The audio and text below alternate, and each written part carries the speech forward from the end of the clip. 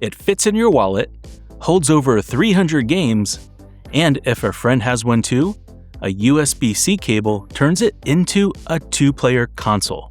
This is the Arduboy FXC.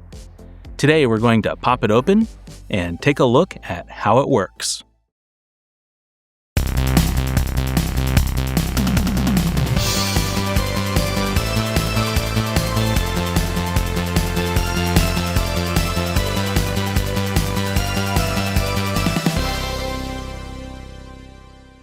I've acquired a lot of handheld game systems over the years. Many of them are mainstream devices, but there certainly is a portion of my collection that's focused on the obscure. And for some reason, I have a special place in my heart for the Arduboy. Now, I've been wanting to cover the Arduboy project for quite a while, so when Seed Studio offered to send me the newest Arduboy FXC to tear down, this seemed like a good opportunity to finally dive in. And the timing worked out even better than I hoped, because I also had the good fortune of sitting down with the guy who invented it at Teardown 2026 in Portland. I'm Kevin Bates, creator of the Arduboy. It's an open source game system the size of a credit card. It's based on Arduino, and it's got a library of over 300 games that are all made by members of the community. And like I mentioned, open source, so if you're wanting to learn, get your hands dirty and create your own games, we've got tutorials and examples, everything you need to get started. You'll be hearing more from Kevin throughout this video. Now, before we get into the Arduboy, I want to mention something that's coming up. On September 12th, 2026, I'll be at Retro World Expo in Hartford, Connecticut, teaching a Game Boy Color refresh workshop. And Tito from Macho Nacho Productions will be there helping me run it. You just need to bring a Game Boy Color that still powers on, and we provide everything else, including a laminated AMOLED screen and a fresh shell. And if you've never soldered before, this is actually a pretty good place to start, because the whole installation comes down to just a single wire. Now there's only 30 seats, so if you want to join us, be sure to sign up soon. The link is in this video's description. I want to dig into the Arduboy hardware, but before we jump into that, let's rewind a bit and take a look at what the Arduboy actually is. The year was 2014, and Kevin was experimenting with microcontrollers, and in particular, the Arduino. Yeah, so I started Arduboy as a hobby, and I was learning about electronic circuits as an extension of a day job that I had. I used to be a mechanic at a wind turbine company. The Arduino had been around for several years at that point, and it had done a really good job at making microcontroller programming accessible to the masses. All you needed to do was install the dev tools and purchase an inexpensive microcontroller dev kit like this Arduino Uno. During this time, Kevin built a prototype of an Arduino-based credit card-sized game system playing Tetris. In some ways, I didn't really know what I was doing with the electronics and the CAD packages, and so I didn't know that you couldn't put a hole in the middle of your circuit board and suspend the component with a solder joint, because, why not? And so I tried it and thought it was a pretty cool thing that maybe Adafruit or Hackaday would want to put on their blog. I emailed them, and that was kind of it. And sort of woke up in the morning to being on the front page of Yahoo and TechCrunch and Huffington Post, and having tens of thousands of emails of people that wanted to have one of their very own. And from that point forward, I guess my whole life became this silly thing that I spent about 5 seconds thinking of the name for. This ultimately led to a very successful Kickstarter campaign in 2015, where the Arduboy came to life as an actual product. Since then, thousands of people have been tinkering with the Arduboy. Yeah, the community is really the everything for Arduboy. I like to say all I did was glue an Arduino to an OLED, and everybody else kind of, took it. Now, having a little dedicated device like this FXC is really neat, but many people got started by building something like this.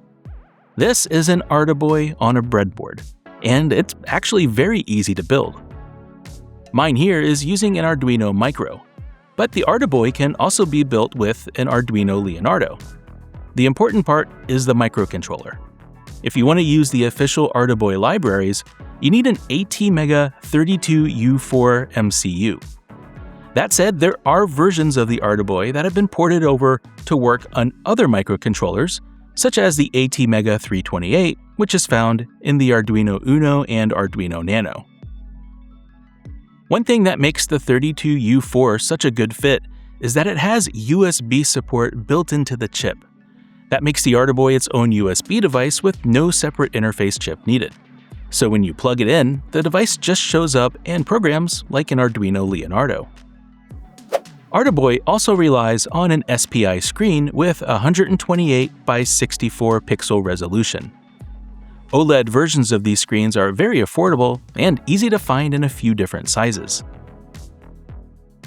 Now, that resolution isn't very high, but the 32U4 only has 2.5 kilobytes of RAM, so a full 128 by 64 monochrome frame takes up an entire kilobyte of that. And of course, that means that the screen buffer alone eats almost half the chip's memory. So Arduboy games need to be kept small. For the buttons, the Arduboy just uses standard tact switches, and they're connected to the Arduino's GPIO pins. And many of the games have sound, so the Arduboy also has a piezo speaker. This setup pretty much represents what the original Arduboy Kickstarter offered. The games themselves live on the microcontroller's internal flash. So one of the major limitations of this device was that it could only hold one game at a time.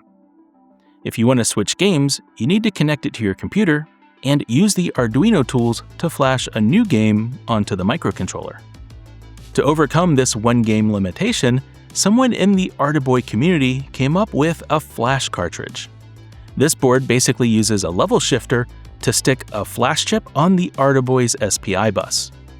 You would load up the flash chip with your games, and then a bootloader would copy it into the microcontroller's internal flash as a program that would run. To have people who are just orders of magnitude smarter than I am I mean, really all the software is due to the community, and yeah, the bootloader is written in inline assembly and does what the Arduino bootloader did plus more in less memory space. So yeah. It's magic. The guy's a wizard, and I appreciate all of his contributions. I owe a lot of Arduboy to Mr. Blinky. The flash chip that this board uses is a Winbond W25Q128. It's a 128 megabit chip, so there's 16 megabytes of storage that's available for games. And you can fit quite a lot of Arduboy games on a chip like this because they're pretty small.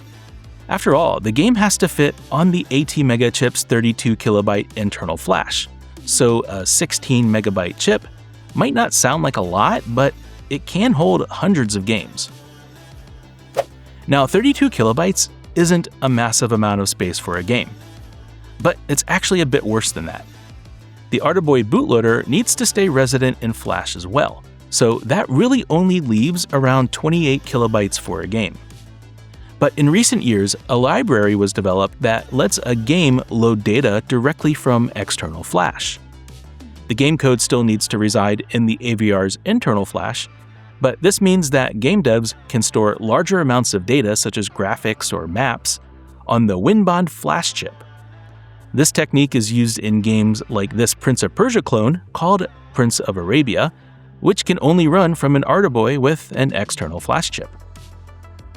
That brought us to the Arduboy FX. It was a development platform for games when it first started, because the first Arduboy only played one game at a time because it only had the one chip on it. And when Arduboy evolved into the Arduboy FX, which was a contribution from one of our community members who developed a custom bootloader and a system for loading multiple games from the external memory, then it kind of transitioned into being more of a gaming device. This device was released in 2021, and it incorporates that same flashcart mod directly into the Arduboy PCB. When you purchased one, you got over 250 games preloaded onto the 16 megabyte flash chip. And many of these games are actually pretty good. Fast forward a couple of years, and we now have this device, the Arduboy FXC. The FXC evolved the FX design even further and added a couple of features. The most obvious update is right there in the name. The C stands for USB-C, and that replaces the aging micro USB port from the earlier models. But the other major feature is two-player link play. You can connect two FXC devices together with a regular USB-C cable and play head-to-head. Now, you might assume the two devices are talking to each other over USB, but that's not what's happening. The link is actually using the TWI bus that's built into the ATmega 32U4 and talking with each other over I2C. This is possible because USB-C connectors have additional pins to work with. And that's also why you can't use this link option with the original Arduboy or the FX version with the micro USB port. In addition to that, the FXC also ships with more games. The games list was updated with over 300 titles. As I mentioned, Seed Studio sent over this FXC for me to tear down. So let's go ahead and crack it open. Getting in is very easy. There are only 4 Phillips screws on the back. And this shell just lifts right off. And the first thing that sticks out is this battery. This is a thin film lithium battery, and it is paper thin. It's 180 milliamp hours and measures in at less than 1 millimeter thick. It's unnerving how thin it is. It's definitely the thinnest battery I've seen on any device. And supposedly you can get upwards of 8 hours of gameplay out of it. The polycarbonate and aluminum sandwich is a bit novel, but without that thin film battery, Arduboy would be much like every other product on the marketplace. Now, this isn't a standard lithium-ion battery, so it wasn't something Kevin could just go buy off the shelf. When I was in China developing it, I got access to like 1 or 2 samples of this battery type, and I had to pay $25 each. And I went to a sourcing expert, and I was like, if I order 10,000 of these, how much are these going to be?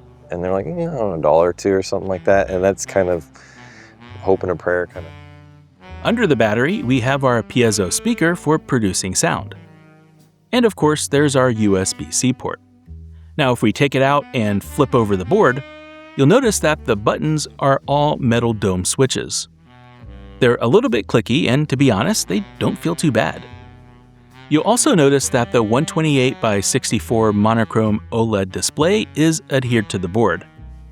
There's no separate display driver because this device is driven directly by the AVR over SPI. Speaking of which, we have the Atmel ATmega 32U4 over here in the bottom right. This is the same chip used in the Arduino Micro that was in our Breadboard Arduboy earlier.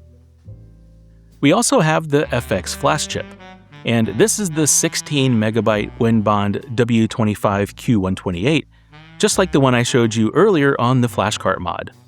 Next to the screen here, we have a 5-pin chip labeled KDJH, and this is the battery's charge controller. This chip is a single-cell charger called the MCP73831, made by Microchip, and it's plenty capable for this application. As I mentioned earlier, the FXC supports multiplayer over the link cable, so you'll notice that some of the USB-C port's pins are routed over to the ATmega and connected to its I2C pins. And that's pretty much the whole device. There's really not a lot here. This minimal architecture is actually one of the things that makes the Arduboy so interesting from a developer perspective. The fact that over 300 games actually exist for this platform says a lot. And there are new ones being developed all the time. Now, if you want to install a game, the easiest approach is to use the Arduboy Web Flasher. This tool will get a game that you download running on the device pretty quickly, but it just pushes the game directly to the internal flash on the ATmega. If you want the game to persist longer term, you need to write it to the flash chip. And for that, you can use the online cart builder. This tool includes a cart editor, which allows you to modify the categories and games in Flash. After that, your custom library settings persist on the device in that WinBond flash chip. So that's the Arduboy FXC. It's a fun little device, and I think it's the best way to play Arduboy today. At only 5mm thick, you can stick it in your wallet or your purse and have something on you that you'll probably enjoy more than just doom scrolling on your phone. And if you like to code, it's very fun to program. The hardware constraints actually make it feel much more approachable for someone who might just be getting started in game development. I've been thinking about writing one myself, but I'm struggling to come up with a good idea. What kind of game would you like to see on the Arduboy? Leave me a comment below and let me know. I've basically accomplished everything I set out to do with my original vision of Arduboy, right? And along that way, I've discovered that there is actually maybe a little bit of a magic in what it is that I've been doing, as it's inspired and resonated with so many people.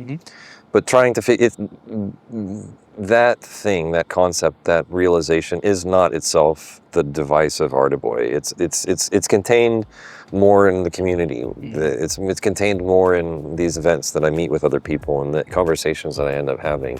And trying to find a way to continue those conversations, I think that's what's most important for me going forward.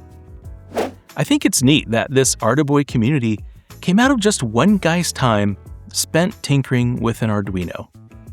It just goes to show how much more accessible hobbyist hardware is in this day and age. I'd love to cover more projects like this in the future. And if you'd like to see them, please be sure to subscribe to the channel. Now, I sat down with Kevin for about an hour and a half, and only a few minutes of that made it into this video. So I've posted the extended version of our entire conversation for channel members and Patreon supporters. There he gets into what it was really like when the Arduboy went viral, the time he spent in China, and even a trip to the White House where an unsuspecting celebrity asked him for his business card. I'll put a shorter version up for everyone in a week or so, but if you'd like to hear the whole thing, please do consider supporting me on Patreon or as a channel member. And for those that already do support me, thank you. Your support enables me to keep going and continue making quality content. All right, that's all I have for today, so I'll see you next time. But, as always, until then, go make something cool.